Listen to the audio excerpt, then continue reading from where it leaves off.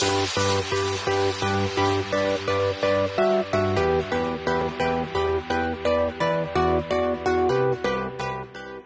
бақытты отбасымыз қашықтық видеороликтар конкурсы биыл 2-ші жыл өткізіліп отыр. Бұл конкурс ата-аналар клубы аясында ұйымдастырылған. Бұл конкурсқа қатысу үшін бізге 90-нан астам өтініштер келіп түсті. Сол конкурсымыздың қорытындысы мінекей бүгінгі күні бізде жеңімпаздар мен жүлдегерлерді марапаттау рәсімі болып өтті. Сол қатысқан 90 отбасының 23-і марапаттауға ие болды. Сондықтан осындай отбасыларды насихаттайық, осындай отбасыларды көрсетейік, танытайық деп отырмыз. Сондықтан да біздің осы конкурсымызға өміршеңдік болашағында зор болуын тілейміз.